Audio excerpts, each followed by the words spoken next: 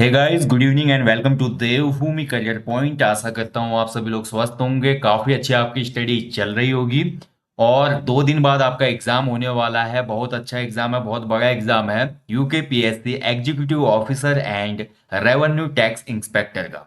तो देखिए, आप लोगों से बस इतना ही बोलना चाहूंगा, आप इतनी दूर तक आए हैं तो वापस आने के लिए नहीं आए हैं। आपने बहुत मेहनत किया इस एग्जाम के लिए और इसका आउटपुट आप एग्जाम हॉल में जरूर देंगे। बट मैं हमेशा बोलता हूं दोस्तों, एग्जाम को अपने ऊपर हावी ना होने दें।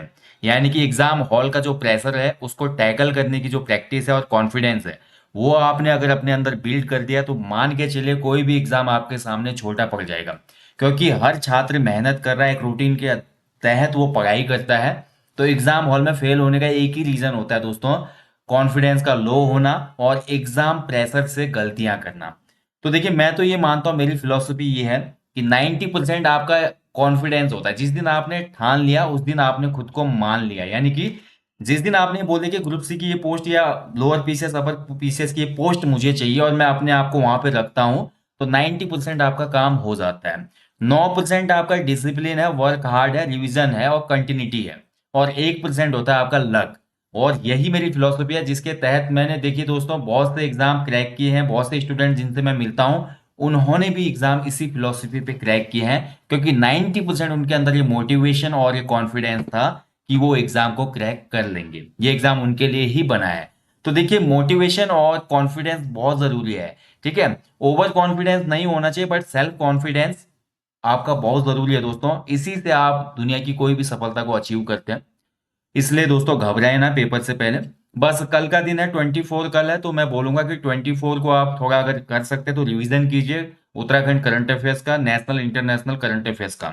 बस एग्जाम डेट से 4 महीने पहले का ही आप इंटरनेशनल नेशनल भी पढ़ें और उत्तराखंड का भी पढ़ें। ज्यादा इसमें पुराना नहीं पूछेगा। बाकी जीएस पारंपरिक आएगी भाई, और थोड़ा डिटेल में पूछ सकता है एनसीईआरटी से। और बाकी पेपर लगभग वही स्तर रहेगा जो कि उत्तराखंड के पीसीएस प्री में आपको देखने को मिलता है, लोअर पीसीएस प्री में देखने को मिलता है, या किसी भी अन्य एग्जाम में जहां पर आपका प्रारंभिक चरण का पेपर होता है, बस वही आपका रहने वाला है इसमें। तो ज्यादा आपको घबराने की आवश्यकता नहीं है। ठीक है। बाकी यार, जिन लोगों ने देखिए ये टेस्ट सीरीज जो हमारी चल रही थी इसको अटेम्प्ट किया है, तो आप लोगों का कॉन्फिडेंस इससे बढ़ेगा।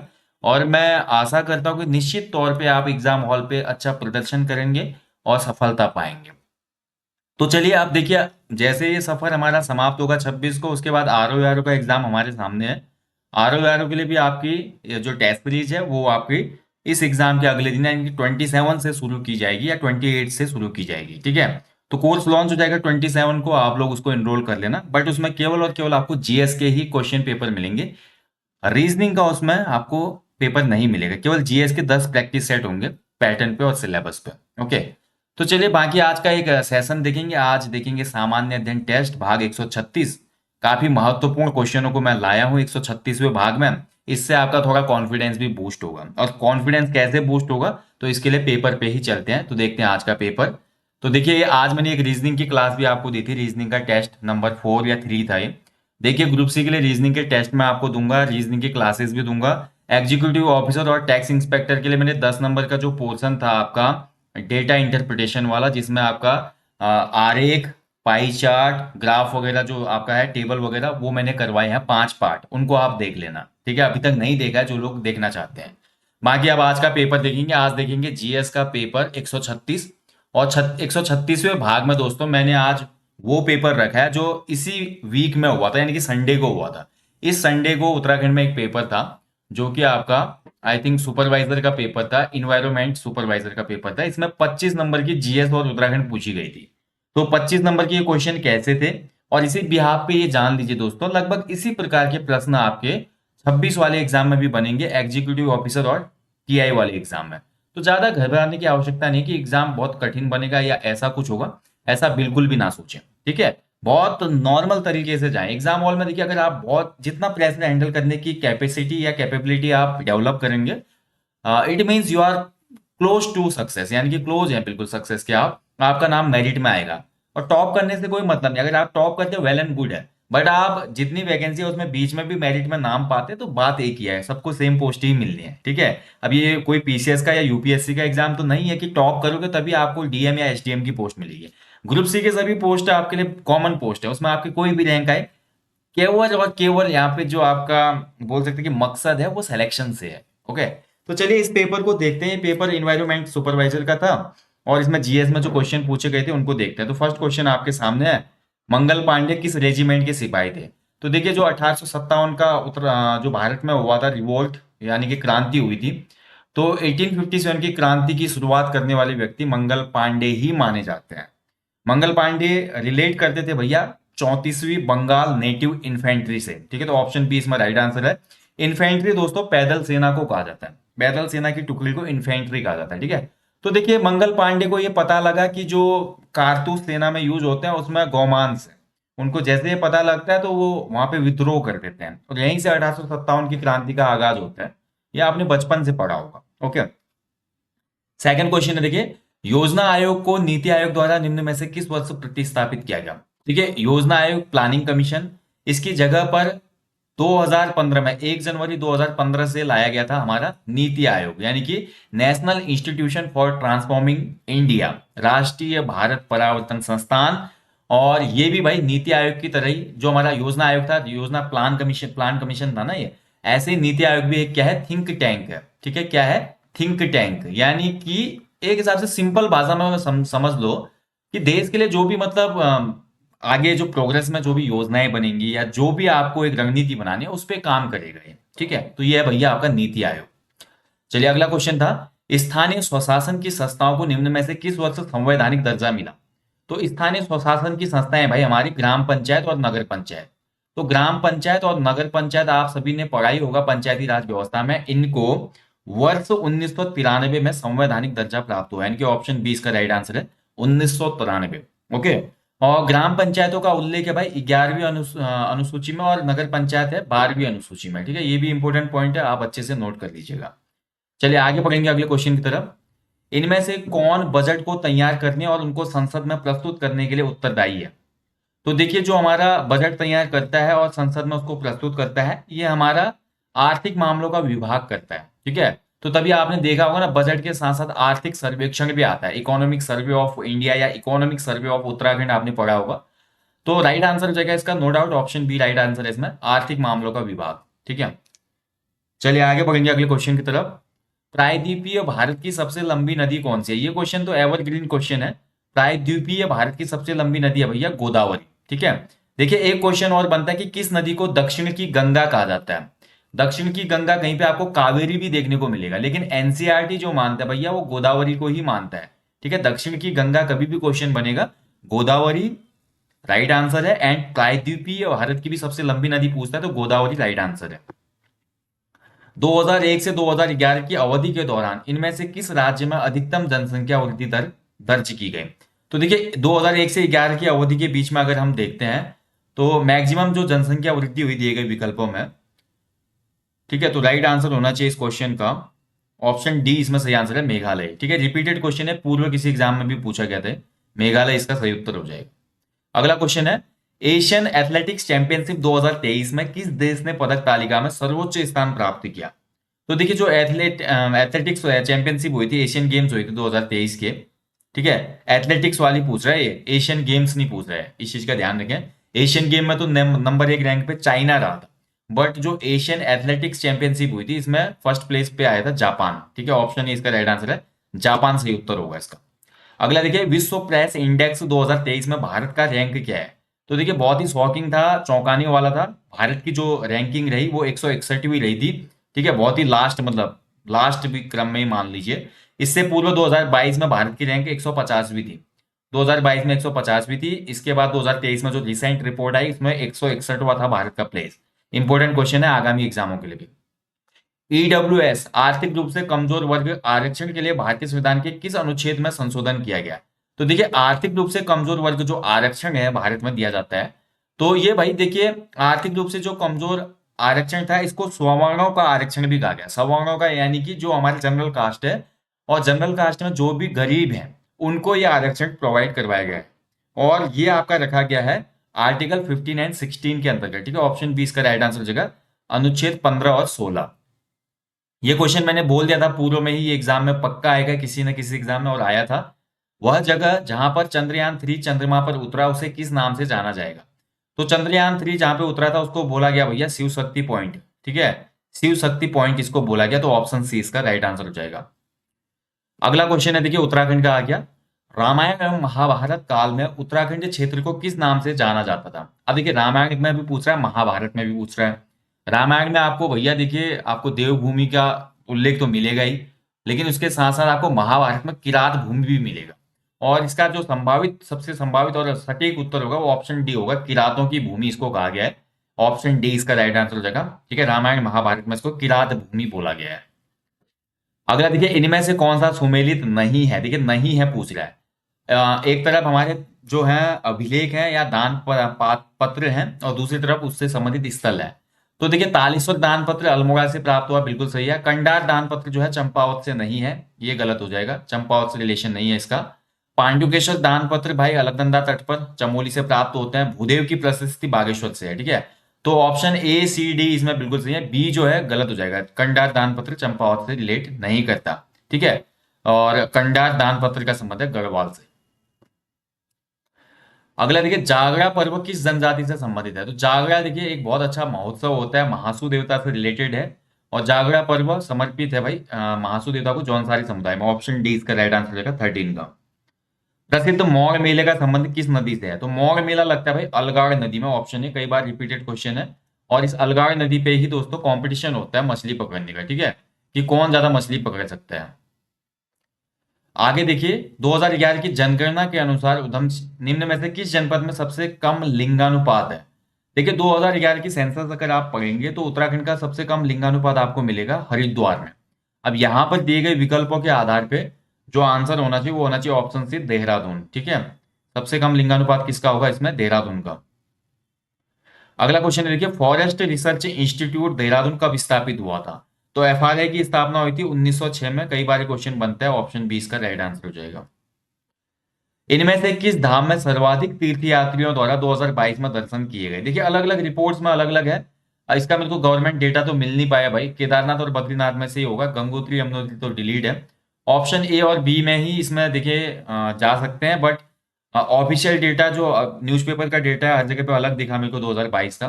बट मैक्सिमम चांसेस है बद्रीनाथ इसका राइट आंसर होगा, ऑप्शन ए। ठीक है, बद्रीनाथ सही उत्तर होना चाहिए।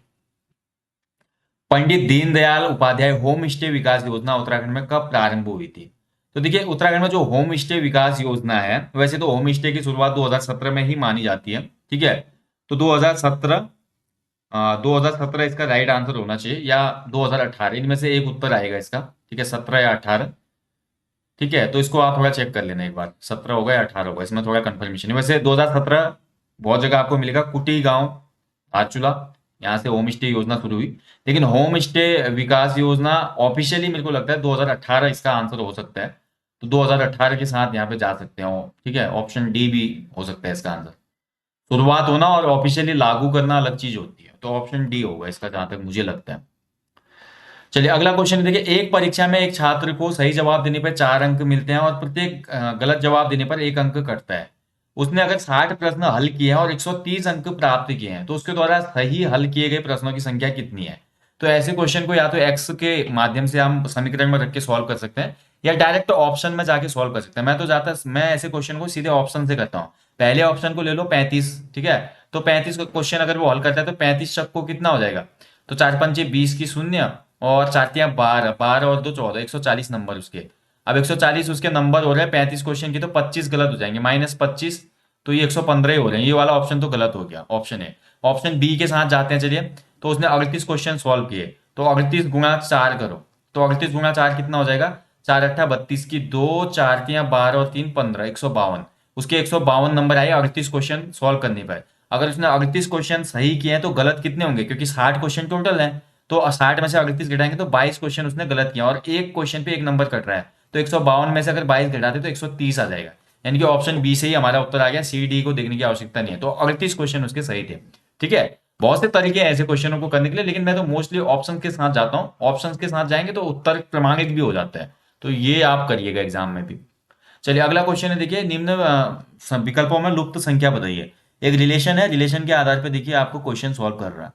तो चलिए करके देखते हैं। गुणा कर रहा है क्या? 4 6 का 24, छः चौको 24, पंचे 120, फिर 12, 120 में अगर 10 का भाग दें तो 12। ठीक है, चलिए ऐसा इसमें करके देखते हैं। 7 पंचे 35, 35 छक कितना हो जाएगा आपका? 400, 210 हो जाएगा ना। यानी कि 7 छक 42, 42 पंचे 210। 210 में अगर मैं 10 का भाग दूं 21। हाँ बिल्कुल, ये कॉन्सेप्ट काम कर रहा है यहाँ पे। यानी कि ये क्या कर रहा है, तीनों पदों को गुणा कर रहा है और उसके बाद उसमें 10 का भाग दे रहा है। तो कर दीजिए लास्ट वाले को भी। 8 10 80, 80 गुणा 4 कितना हो जाएगा? 320। 8 छक्को 32, 320 में 10 का भाग दे दो भाई।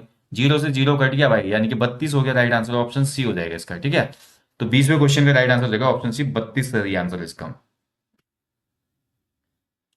चलिए अगला क्वेश्चन था, देखिए स्पिग्नोमेनोमीटर यंत्र का प्रयोग किसमें होता है? तो स्पिग्नोमीटर जो होता है ये ब्लड प्रेशर को मेजर करता है। ऑप्शन बी हो जाएगा इसका, मनुष्य का रक्तचाप। ठीक है, भूकंप की तीव्रता भाई रिएक्टर स्केल पे मापी जाती है। एंड मनुष्य का जो रक्तचाप होता है ये आपका स्पिग्नोमीटर। ऐसे ही कई बार पूछ लेता है वायु की तीव्रता, तो इसके लिए एनीमोमीटर होता है। वायु की तीव्रता एनीमोमीटर। ठीक है, ऐसे कभी क्वेश्चन बन जाता है आपका कि आर्द्रता किससे मापी जाती है, तो ये होता है हाइग्रोमीटर।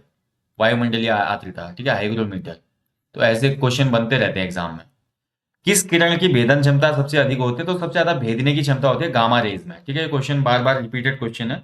गामा रेज सबसे ज्यादा भेदन कर सकती है। तो 22 का हो जाएगा ऑप्शन सी। कंप्यूटर प्रणाली में निम्न में से कौन सा सही है? तो भैया निम्न में से देखें तो एक निबल बराबर 4 बिट होते हैं। ठीक है, ये बार बार हमने कंप्यूटर में पढ़ा है। एक निबल इक्वल कितना होता है? 4 बिट। ठीक है, तो यानी कि ऑप्शन बी इसका सही उत्तर हो जाएगा। दांडी मार्च कब शुरू हुआ था? तो देखिए नमक कानून या नमक पे कर के विरोध में गांधी जी ने शुरू किया था दांडी मार्च। इसी को सविनय अवज्ञा आंदोलन भी कहा जाता है और ये शुरू हुआ था 12 मार्च 1930 साबरमती आश्रम से। ठीक है, तो ऑप्शन बी इसका राइट आंसर है। बिल्कुल सही उत्तर है ऑप्शन बी। अगला क्वेश्चन है, देखिए रुद्रम्मा देवी एक स्त्री किस वंश से संबंधित थी? तो रुद्रम्मा देवी आपने पढ़ा होगा, न्यूज में भी था ये पिछले साल। और इनका संबंध था काकतीय वंश से। ठीक है, तो ऑप्शन डी वारंगल जो है भाई, वारंगल के काकतीय से रिलेट करते हैं, दक्षिण भारत का वंश है। ठीक है, तो रुद्रम्मा देवी किससे है? काकतीय वंश से। ऑप्शन डी इसका राइट आंसर हो जाएगा। ठीक है, तो इसमें 25 क्वेश्चन बने थे दोस्तों, जीएस के, उत्तराखंड जीके के एंड जनरल साइंस के। बाकी इसमें जो खंड बी था 75 क्वेश्चनों का, वो आपका विषय परक जानकारी थी। ठीक है, जिसमें आपका साइंस पूछा गया था, क्योंकि ये इन्वायरमेंटल सुपरवाइजर का पेपर था। इसके सेकंड पार्ट में साइंस थी, और बायोलॉजी वालों के लिए इसमें बायोलॉजी थी 25 मार्क्स की। ठीक है, और बाकी जो हमारा गणित वाले थे, गणित वालों के लिए आई थिंक 101 से 125 तक गणित पूछी गई थी इसमें। ठीक है, तो ये बायोलॉजी के क्वेश्चन थे। पेपर अभी तक नहीं मिला आपको, तो इस वीडियो के बाद मैं आपको पेपर टेलीग्राम पे शेयर कर दूंगा ये वाला। ठीक है, अगर आपको चाहिए तो पेपर आपको मिल जाएगा। देखिए, तो ये है भैया क्वेश्चन पेपर। ऐसा ही पेपर लगभग लगभग आपका बनेगा जो आपका एग्जाम होने वाला है अभी एग्जीक्यूटिव ऑफिसर का। ऐसा नहीं कि बहुत कठिन पेपर बनेगा, और हिंदी भी काफी, मैं बोल रहा हूँ, इजी टू मॉडरेट ही पूछी जाएगी। तो ज्यादा घबराने की आवश्यकता नहीं है। अगर आपने अच्छी मेहनत की है तो सिलेक्शन होने के पूरे चांसेस हैं। अपने आप पे विश्वास रखिए, मैं हमेशा बोलता हूँ। अगर आपको अपने आप पे विश्वास नहीं होगा, प्रेशर हैंडल करने की काबिलियत आपके अंदर नहीं होगी, और एग्जाम से पहले बहुत ज्यादा घबराएंगे, सब कुछ दांव पे लगा होगा, ऐसा जिंदगी में सोचेंगे एक एग्जाम के लिए, तो ये गलत है। ऐसा ना सोचे कभी भी। देखिए अगर आपकी, सपोज कीजिए मेरी, आपकी या किसी भी भाई की गवर्नमेंट जॉब अगर नहीं लगती है, इट डजेंट मीन कि उसकी जिंदगी समाप्त हो गई है।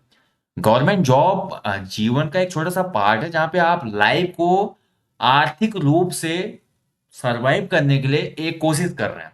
तो इसका, अगर इसमें आप फेलियर लेते हैं, कुछ ऐसा होता है, तो इसका मतलब ये तो नहीं कि आपकी लाइफ खत्म हो गई। हो सकता है आपकी लाइफ में इससे भी बेहतर कुछ चीज हो सकता है इसके इसके अलावा आपकी लाइफ में इससे बड़ी जॉब हो, या हो सकता है कि आप कल के दिन ऐसे क्रिएटर बने, आप हो सकता है कोई सोशल वर्कर बने, आप लीडरशिप में जा सकते हैं, आप हो सकता है लोकल पॉलिटिक्स करें, जैसे कि ग्राम प्रधान बन सकते हैं, क्षेत्र पंचायत बन सकते, कई चीजें हैं मतलब लाइफ में, एक एग्जाम्पल दे रहा हूँ। बट कभी ऐसा खुद को फील ना होने देखिए एग्जाम फेल होने पे आपकी कमजोर है, या आप कुछ नहीं कर सकते लाइफ में। ये गवर्नमेंट एग्जाम का जो है, मैं तो हमेशा ही बोलता हूँ, मैं अपने हिसाब से देखूं तो गवर्नमेंट जॉब एक अंतिम विकल्प है। ठीक है, और मतलब जिसकी बहुत ही फाइनेंशियल कंडीशन बहुत खराब है, जो और जगह कुछ ट्राई नहीं कर सकता, उसके लिए गवर्नमेंट जॉब पहला विकल्प है। इस चीज को समझे दोस्तों। ठीक है, तो ज्यादा घबराएं ना, सभी लोग अच्छे से मेहनत करें, आपको मेहनत का फल जरूर मिलेगा। और मेहनत के आगे दोस्तों सब कुछ दुनिया में फेल है। किस्मत भी मेहनत के आगे ही झुकती है। जो मेहनत करते हैं वो किस्मत को भी झुकाते हैं अपनी तरफ, ये सच्ची बात है। बट ये कॉम्पिटिटिव एग्जाम का ऐसा एक बोल सकते हैं कि एक ऐसा चक्र होता है, इसमें आपको मेहनत के साथ साथ बहुत ज्यादा कॉन्फिडेंस और प्रेशर हैंडलिंग कैपेबिलिटी भी डेवलप करनी पड़ती है। ये आपने कर लिया तो कोई भी दुनिया की ताकत आपको रोक नहीं सकती सफलता से, ठीक है। तो guys, wish you all the best for this exam, and classes आपकी आते रहेंगी। अब आर का टारगेट करेंगे, और आर के लिए जो जीएस वाली टेस्ट सीरीज है वो 27 से 28 से आपकी शुरू हो जाएगी। कोर्स शायद कल ही लॉन्च हो जाए इसका, ठीक है। तो इनरोल कर लेना आप, केवल जीएस के 10 टेस्ट मिलेंगे, 100 क्वेश्चन होंगे ईच टेस्ट में आर के लिए। चलिए, मिलेंगे आपको नेक्स्ट सेशन में। आप लोग अच्छे से अपनी मेहनत कीजिएगा और कॉन्फिडेंस रखिएगा। देखिए, लाइफ में कॉन्फिडेंस से बड़ी बड़ी चीजें हुई हैं। अगर कॉन्फिडेंस की कमी लाइफ में होगी दोस्तों, तो आप किसी भी फील्ड में जाएंगे, आप वहां पर भी परेशान रहेंगे, ठीक है। इसलिए अपने कॉन्फिडेंस को, अपने क्षमता को जाने कि आप कहाँ पर बेहतर कर सकते हैं और कैसे बेहतर कर सकते हैं, और उसी चक्र को बार बार दोहराना है आपने। जैसे कि मैं बोलता हूँ ना, हमेशा रिवीजन करो, कंटिन्यूटी रखो। क्यों रखो बोलता हूं? क्योंकि उसी चक्र को बार बार दोहराएंगे तो एग्जाम पेपर आसान हो जाएगा। बट जो आपके इनर इमोशंस होते हैं उनको कंट्रोल करना, ये आपके अपने हाथ में है, और मैं आशा करूंगा कि आप बेहतर करेंगे। So thank you for watching. जल्दी मिलेंगे नेक्स्ट सेशन में। जाने से पहले हमेशा की तरह बोलूंगा यार, अपने जीवन में कम से कम एक पेड़ लगाएं और लोगों को भी इसके लिए अवेयर करें, मोटिवेट करें। मैं आपको जल्दी मिलता हूँ। जय हिंद, जय देवभूमि, शुभ रात्रि। God bless you all.